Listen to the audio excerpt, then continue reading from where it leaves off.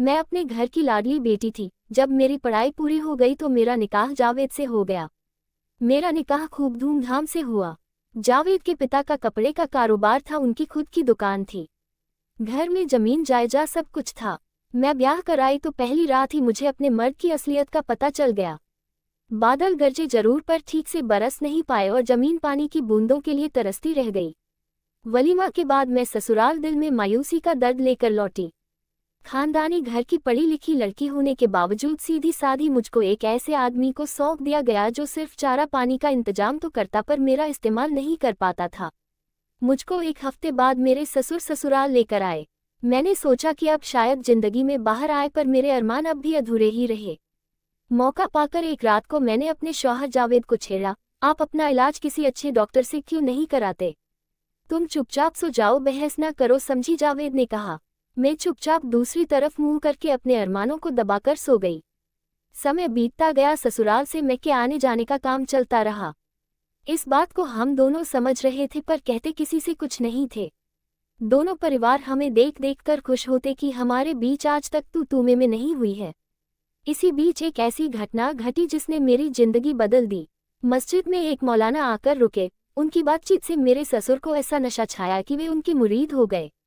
झाड़ फूंक व ताबीज देखकर मौलाना ने तमाम लोगों का मन जीत लिया था। वे मेरे घर के एक कमरे में रहने लगे। बेटी, तुम्हारी शादी के 2 साल हो गए पर मुझे दादा बनने का सुख नहीं मिला। कहो तो मौलाना से ताबीज बनवा दूं ताकि इस घर को एक औलाद मिल जाए, मेरे ससुर ने मुझसे कहा। मैं समझदार थी। मैं ससुर से उनके बेटे की कमी बताने में हिचक रही थी, क्योंकि घर में ससुर शौहर और मेरे सिवा कोई नहीं रहता था। इसलिए मैं बोली, बाद में देखेंगे अब्बू जी, अभी मेरी तबीयत ठीक नहीं है। उन्होंने कुछ नहीं कहा। मेरे घर में रहते मौलाना को 2 महीने बीत गए पर उन्होंने मुझको देखा तक नहीं था। उनके लिए सुबह शाम का खाना खुद मेरे ससुर लाते थे।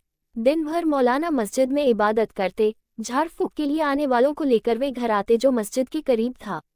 मेरे ससुर जावेद के साथ दुकान में रहते थे। वे सिर्फ नमाज के वक्त घर या मस्जिद आते थे। मौलाना की कमाई खूब हो रही थी, इसी बहाने मेरे ससुर की कपड़ों की बिक्री भी बढ़ गई थी। वे जी जान से मौलाना को चाहते थे और उनकी बात नहीं टालते थे। एक दिन दोपहर के वक्त मौलाना घर आए और दरवाजे पर दस्तक दी। जी कौन है? मैंने अंदर से ही पूछा। मैं मौलाना, पानी चाहिए। जी अभी लाए। मैं पानी लेकर जैसे ही दरवाजा खोलकर बाहर निकली, मेरे जवा हुस्न को देखकर मौलाना के होश उड़ गए। लाजवाब हुस्न, मोहिनी सी आंखें, सफेद संगमरमर सा जिस्म। मौलाना मुझको एकटक देखते रहे। वे पानी लेना भूल गए। जी पानी, मैंने कहा। लाइए, मौलाना ने मुस्कुराते हुए कहा। पानी लेकर मौलाना अपने कमरे में लौट आए, पर दिल मेरे कदमों में देकर। इधर मेरे दिल में पहली बार किसी पराये मर्द ने दस्तक दी थी। मौलाना अब कोई ना कोई बहाना बनाकर मुझको आवाज देकर बुलाने लगे। इधर मैं भी राह ताकती कि कब मौलाना मुझे आवाज दे। एक दिन पानी देने के बहाने मेरे हाथ मौलाना के हाथ से टकरा गया। उसके बाद जिस्म में सनसनी सी फैल गई। मोहब्बत ने जोड़ पकड़ना शुरू कर दिया था। ऊपरी मन से मौलाना ने कहा, सुनो मियाँ हबीब, मैं कब तक तुम्हारा खाना मुफ्त में खाऊंगा? कल से मेरी जिम्मेदारी सब्जी लाने की। आखिर जैसा वह तुम्हारा बेटा वैसा मेरा भी बेटा हुआ, उसकी बहू मेरी बहू हुई। सोचकर कल तक बताओ, नहीं तो मैं दूसरी जगह जाकर रहूंगा। मेरे ससुर ने सोचा कि अगर मौलाना चले गए तो इसका असर उनकी कमाई पर होगा। जो ग्राहक दुकान पर आ रहे हैं वे नहीं आएंगे। उनको जो इज्जत मौलाना की वजह से मिल रही है वह नहीं मिलेगी। इस समय पूरा गांव मौलाना के अंधविश्वास की गिरफ्त में था और वे जबरदस्ती ताबीज अंग्रेजी दवाओं को पीसकर उनमें राख मिलाकर इलाज कर रहे थे। बाप बेटे दोनों ने मौलाना से घर छोड़कर ना जाने की गुजारिश की। अब मौलाना दिखाओ बेटा बहू कहकर ससुर का दिल जीतने की कोशिश करने लगे। नमाज के बाद घर लौटते हुए ससुर ने मौलाना से कहा, जनाब आप इसे अपना ही घर समझिए, आपकी जैसी मर्जी हो वैसे रहे। आज से आप घर पर ही खाना खाएंगे, मुझे गैर ना समझे। मौलाना के दिल की मुराद पूरी हो गई। अब वे ज्यादा वक्त घर पर गुजारने लगे।